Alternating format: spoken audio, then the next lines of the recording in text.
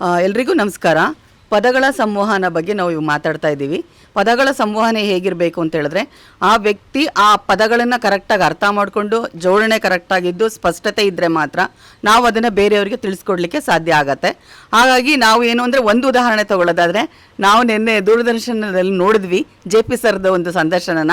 ಆ 30 ಅಂಶಗಳ ಕಾರ್ಯಕ್ರಮದಲ್ಲಿ ನಾವೆಲ್ಲವನ್ನೂ ಒಂದೊಂದು ಸ್ವಲ್ಪ ತೊಗೊಂಡ್ರೂ ಕೂಡ ಆ ಲೆವೆಲ್ಗೆ ನಾವು ರೀಚ್ ಆಗ್ಬೋದು. ಅದರಲ್ಲಿ ಇರ್ತಕ್ಕಂಥ ಸ್ಪಷ್ಟತೆ ಇರ್ಬೋದು, ಬಾಡಿ ಲ್ಯಾಂಗ್ವೇಜ್ ಇರ್ಬೋದು, ಅವ್ರ ಫೇಸ್ ಸ್ಮೈಲಿಂಗ್ ಇರ್ಬೋದು, ಅವ್ರ ವಾಯ್ಸ್ ಮಾಡಿಯೋಲ್ ಇರ್ಬೋದು, ಅದೆಲ್ಲವನ್ನು ನಾವು ಅಳವಡಿಸ್ಕೊಂಡು ಮುಂದೆ ಬರೋದಕ್ಕೆ ಅವಕಾಶ ಆಗುತ್ತೆ.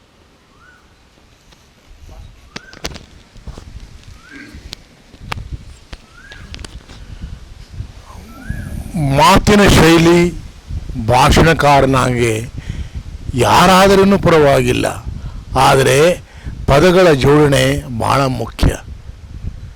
ಪದಗಳ ಜೋಡಣೆ ಯಾವಾಗ ಬರುತ್ತೆ ಅಂದರೆ, ಪದಗಳ ಆಳವಾದಂತಹ ಅಭ್ಯಾಸ, ಆಳವಾದಂತಹ ಜ್ಞಾನ ಇದ್ದಾಗ ಮಾತ್ರ ಪದಗಳ ಜೋಡಣೆ ಬಹಳ ಸುಲಭವಾಗಿ ಬರುತ್ತೆ.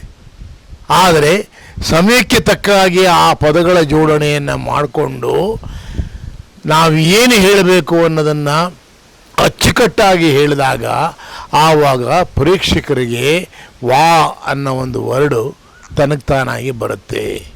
ಆದ್ದರಿಂದ ಪದಗಳ ಜೋಡಣೆ ಎಷ್ಟು ಮುಖ್ಯವೋ ಅದರ ಬಳವಳಿಕೆಯೂ ಅಷ್ಟೇ ಮುಖ್ಯ ಅಂತ ಹೇಳಿ ನನ್ನ ಅಭಿಪ್ರಾಯ.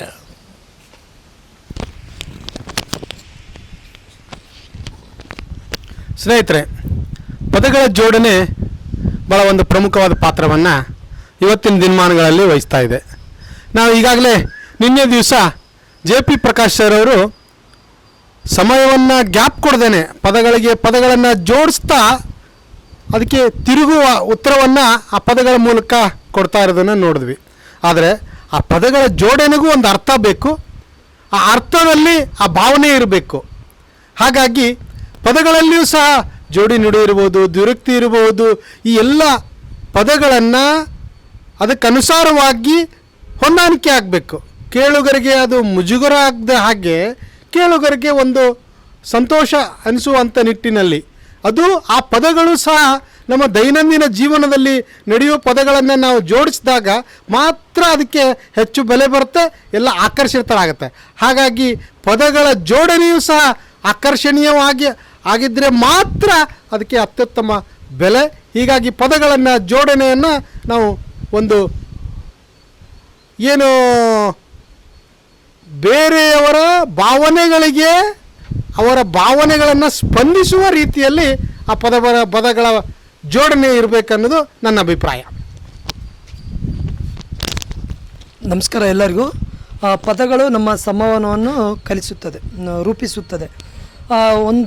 ಯಾವುದೇ ನಾವೊಂದು ಉದಾಹರಣೆ, ನಮ್ಮ ಹಳ್ಳಿಯಲ್ಲಿ ಒಂದು ಎತ್ತಿನ ಗಾಡಿಯಲ್ಲಿ ನಾವು ಏನಾದರೂ ತುಂಬಿಕೊಂಡು ಹೋಗ್ಬೇಕಂತ ನಾವು ಸಿದ್ಧತೆ ಮಾಡಿಕೊಂಡ್ರೆ ಅದಕ್ಕೆ ಸರಿಯಾದ ರೀತಿಯಲ್ಲಿ 2 ಜೋಡಿ ಎತ್ತುಗಳು ನಮಗೆ ಬೇಕಾಗ್ತದೆ.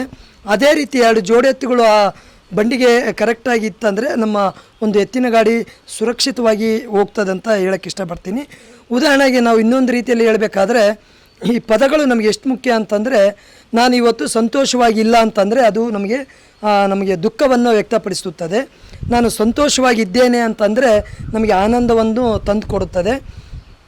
ಉದಾಹರಣೆಗೆ ನಾನು ನಾಳೆ ಕೆಲಸ ಮಾಡಿ ಮುಗಿಸುವೆ ಅಂತಂದರೆ ಅದು ನಮ್ಮ ಉದ್ದೇಶವನ್ನು ಹೆಚ್ಚಿಸುತ್ತದಂತ ಹೇಳೋಕ್ಕೆ ಇಷ್ಟಪಡ್ತೀನಿ. ಧನ್ಯವಾದ.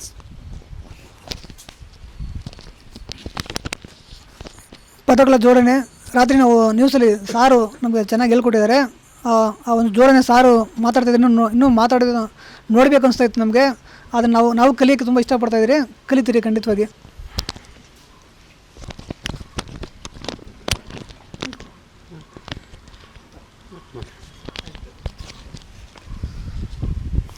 ಪದಗಳ ಜೋಡಣೆ ಅಂದರೆ, ಒಂದು ವಿಷಯದ ಬಗ್ಗೆ ನಾವು ಏನಾನ ಟಾಪಿಕ್ ತೊಗೊಂಡಾಗ ನಾವು ಯಾವ ಥರ ಅದಕ್ಕೆ ಪ್ರಿಪೇರ್ ಆಗಿ ಪದಗಳನ್ನ ಜೋಡಿಸ್ಕೊಂಡು ನಾವು ಮಾತಾಡ್ತೀವೋ ಇನ್ನೊಬ್ರು ಇಂಪ್ರೆಷನ್ ಆಗುತ್ತೆ. ಮೊದಲೇ ಹೇಳಿದ್ದಾರೆ, ಪದಗಳ ಜೋಡಣೆ ಆಗಿರಬೇಕು, ಮುತ್ತಿನಂತಿರಬೇಕು ಅಂತ. ಹಾಗೆ ನಮ್ಮ ಭಾಷೆನೂ ಅಷ್ಟೇ, ಯಾರಿಗೂ ಎದುರುಗಡೆ ಏನು ವಿಷಯ ಮಾತಾಡ್ತೀವಿ ಅದು ಭಾಳ ಒಂದಕ್ಕೊಂದು ಅರ್ಥ ಆಗೋ ಥರ ಮಾತಾಡಿದಾಗ ಮಾತ್ರ ಅದು ಜೋಡಣೆ ಸರಿಯಾಗಿರ್ತದೆ ಅಂತ ಹೇಳೋಕ್ಕೆ ಇಷ್ಟಪಡ್ತೀನಿ. ಭಾಷಣಕಾರನಿಗೆ ಬೇಕಾಗಿರೋದು ಪದಗಳ ಜೋಡಣೆ. ಏಕೆಂದರೆ ನೀವೊಂದು ಪ್ರತಿಯೊಂದು ಎಲ್ಲರನ್ನೂ ಆಕರ್ಷಿಸಬೇಕು, ಪ್ರತಿಯೊಂದು ಮಾತಾಡಬೇಕು ಅಂದರೆ ಒಬ್ಬರನ್ನೊಬ್ಬರು ಒಂದಕ್ಕೊಂದು ಲಿಂಕ್ ಇರಬೇಕು, ಅಂದರೆ ಚೈನ್ ಲಿಂಕ್ ಥರ ಕನೆಕ್ಟಿವಿಟಿ ಇದ್ದರೆ ಅವಾಗೇನಾಗುತ್ತೆ, ಕೇಳೋರ್ಗು ಅಂತ ಆ ಅಂತಾರೆ. ಅವಾಗೇನಾಗುತ್ತೆ, ನಿಮಗೆ ಒಂದಕ್ಕೊಂದು ಲಿಂಕ್ ಇದ್ದಾಗ ಆ ಒಂದು ಮನ ಮುಟ್ಟೋ ಹಾಗೆ ಅಂತರಾಳದಿಂದ ನೀವು ಮಾತಾಡಿದಾಗ ಪದಗಳ ಜೋಡಣೆ ಕರೆಕ್ಟಾಗಿದ್ದ, ಶುದ್ಧವಾಗಿ ಸ್ಪಷ್ಟವಾಗಿ ಕ್ಲಾರಿಟಿ ಇದ್ದ ಅಂದರೆ ಖಂಡಿತ ನಿಮಗೆ ಕಮ್ಯುನಿಕೇಷನ್ ಸ್ಕಿಲ್ ಕೂಡ ತುಂಬ ಇಂಪ್ರೂವ್ ಆಗುತ್ತೆ ಅಂತ ಈ ಮೂಲಕ ನಾನು ತಿಳಿಸಬಲ್ಲೆ. ಪದಗಳ ಜೋಡಣೆ ಸಂವಹನವನ್ನು ರೂಪಿಸುತ್ತೆ ಅಂತಕ್ಕದ್ದು ಖಂಡಿತ ನಿಜ. ಪದಗಳನ್ನು ಸರಿಯಾಗಿ ಜೋಡಿಸಿದಾಗ ಮಾತ್ರ ಒಂದು ವಾಕ್ಯ ಅಲ್ಲಿ ಮೂಡಿಬರುತ್ತೆ. ಆ ವಾಕ್ಯಗಳು ಸರಿಯಾದ ರೀತಿಯಲ್ಲಿ ನಮ್ಮ ಬಾಯಿಂದ ಬರಬೇಕು ಅಂತಕ್ಕಂಥದ್ರೆ ನಮಗೆ ಸಂವಹನ ಕೌಶಲ್ಯ ಮುಖ್ಯವಾಗಿ ಬೇಕಾಗುತ್ತೆ. ಈ ಸಂವಹನ ನಾವು ಯಾವ ರೀತಿ ಬೆಳೆಸ್ಕೊಳ್ಬೇಕು ಅಂದರೆ, ನಾವು ಅತಿಯಾಗಿ ಹೆಚ್ಚು ಬುಕ್ಸ್ಗಳನ್ನು ಓದೋದ್ರಿಂದ ಮತ್ತು ಅನೇಕ ಭಾಷಣಗಳಲ್ಲಿ ಭಾಷಣಕಾರರ ಮಾತುಗಳನ್ನು ಪದೇ ಪದೇ ಕೇಳ್ತಾ ಇದ್ದಾಗ ನಮಗೆ ಆಟೋಮೆಟಿಕ್ಕಾಗಿ ನಮ್ಮ ತಲೆಯಲ್ಲಿ ಒಂದು ಸಂವಹನ ಕೌಶಲ್ಯ ಮೂಡಿಬರುತ್ತೆ. ಹಾಗಾಗಿ ಈ ಪದಗಳ ಜೋಡಣೆಗೆ ನಾವು ಹೆಚ್ಚು ಬುಕ್ಸ್ ಓದಬೇಕು, ಮತ್ತು ಒಳ್ಳೆಯ ಕೇಳುಗಾರ ಮಾತ್ರ ಒಳ್ಳೆಯ ಮಾತುಗಾರನಾಗಲಿಕ್ಕೆ ಸಾಧ್ಯ ಅಂತಕ್ಕಂಥದ್ದನ್ನು ನಾನು ಈ ಮೂಲಕ ಹೇಳೋದಕ್ಕೆ ಬಯಸ್ತೇನೆ. Thank you. ನಮಸ್ಕಾರ. ಪದಗಳ ಜೋಡಣೆ ಒಂದು ಸಭೆ ಸಕ್ಸಸ್ಫುಲ್ ಆಗ್ಬೇಕಾದ್ರೆ ಎರಡು ಮುಖ್ಯ. ಒಂದು ಬಾಡಿ ಲ್ಯಾಂಗ್ವೇಜು, ಒಂದು ಪದಗಳ ಜೋಡಣೆ. ಪದಗಳು ನಾವೇನು ಮಾತಾಡ್ತೀವಿ, ಏನು ಬಳಸ್ತೀವಿ, ಸಭಿಕರನ್ನ ಹಿಡ್ದಿಟ್ಕೊಳ್ತಕ್ಕಂಥದ್ದು ಪದಗಳ ಜೋಡಣೆಯಿಂದನೇ. ಮಾತಾಡೋ ಮಾತು ಏನು ಮಾತಾಡ್ತಿದ್ದೀರಪ್ಪ ಅಂತ ಪಿನ್ ಡ್ರಾಪ್ ಸೈಲೆನ್ಸ್ ಆಗಿ ಕೇಳಿಸ್ಕೊಂತಿರ್ತಾರೆ. ಅದು ನಾವು ಮಾತಾಡೋ ಪದಗಳು, ನಾವು ಮಾತಾಡೋ ಪದಗಳ ಜೋಡಣೆ, ಮಾತಾಡೋ ಪದಗಳ ಬಳಕೆ. ಅವನ್ನ ಯಾರೇ ಒಬ್ಬ ಸಕ್ಸಸ್ಫುಲ್ ಸ್ಪೋಕ್ಸ್ ಪರ್ಸನ್ ಆಗ್ಬೇಕಂದ್ರೆ ಇದು ಇಂಪಾರ್ಟೆಂಟ್ ಆಗಿರ್ತದೆ. ಇದನ್ನೆಲ್ಲರೂ ಅಳವಡಿಸ್ಕೋಬೇಕು. ಎಲ್ಲರಿಗೂ ನಮಸ್ಕಾರ. ಪದಗಳ ಜೋಡಣೆ ಅಂದರೆ ನಾವು ಮೈಕ್ಸ್ ತೊಗೊಂಡ್ಕೊಳ್ಳೇ ಏನೇನೋ ಮಾತಾಡೋಕೆ ಹೋಗ್ಬಿಡ್ತೀವಿ. ಅದನ್ನು ನಾವು ಎದುರುಗಡೆ ಇರೋ ಮನುಷ್ಯರಿಗೆ ಯಾವ ರೀತಿ ಪದ ಬಳಕೆಯಿಂದ ನಾವು ಅರ್ಥ ಮಾಡಿಸ್ತೀವೋ ಅಂಥ ಭಾಷೆ ಮಾತಾಡಬೇಕು. ಅಂಥ ಭಾಷೆ ಮಾತಾಡಬೇಕಂದ್ರೆ ನಾವು ಏನು ಮಾಡಬೇಕು, ಅನೇಕ ಬುಕ್ಸ್ ಓದಬೇಕು, ಬರೀಬೇಕು, ಯೂಟ್ಯೂಬ್ಸ್ ನೋಡಬೇಕು, ಭಾಷಣಕಾರರ ಹಿಂದೆ ನೋಡಬೇಕು. ಅಂಥವನ್ನು ನೋಡಿದಾಗ ಮಾತ್ರ ನಾವು ಒಂದು ಜೋಡಣೆ ಮಾಡುವಂಥ ಭಾಷೆ ನಮ್ಮಲ್ಲಿ ಬರುತ್ತೆ. ಅಂಥದ್ದು ಕಲಿಬೇಕು, ಅಂಥ ಭಾಷಣ ಕೊಡಬೇಕಂತ ಕೇಳ್ಕೊತಿದ್ದೀನಿ. Thank you.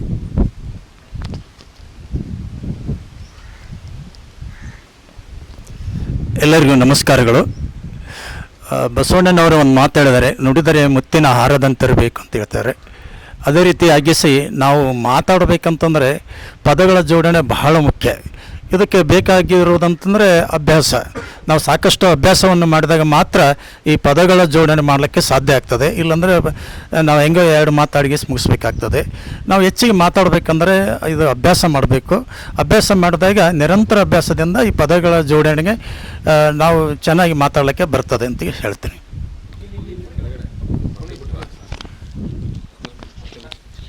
ಆತ್ಮೀಯರೇ, ಪದಗಳು ವರ್ಡ್ಸ್ ಆರ್ ಮೋರ್ ಪವರ್ಫುಲ್.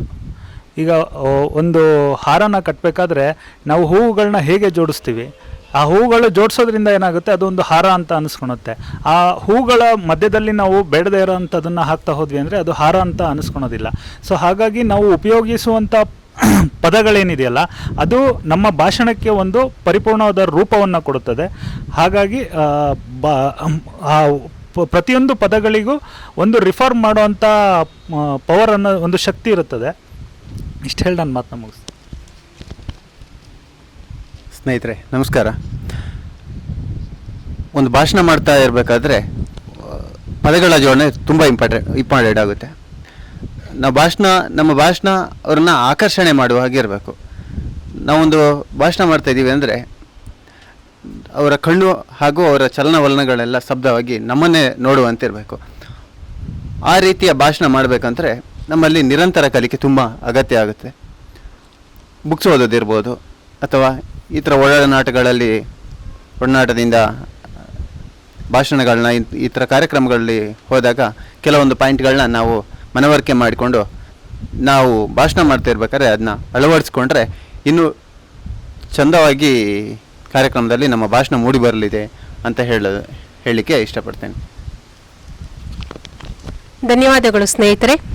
ಎಲ್ಲರೂ ತಾವು ಉತ್ತಮ ಸಂವಹನಕ್ಕೆ ಪದಗಳು ಉತ್ತಮವಾದಂಥ ರೂಪವನ್ನು ಕೊಡುತ್ತೆ ಅನ್ನುವಂಥದ್ದು ಪದಗಳ ಒಂದು ಪ್ರಾಮುಖ್ಯತೆಯನ್ನು ತಮ್ಮ ಅಭಿಪ್ರಾಯದಲ್ಲಿ ವ್ಯಕ್ತಪಡಿಸಿದ್ದೀರಾ. ಎಲ್ಲರಿಗೂ ಧನ್ಯವಾದಗಳು.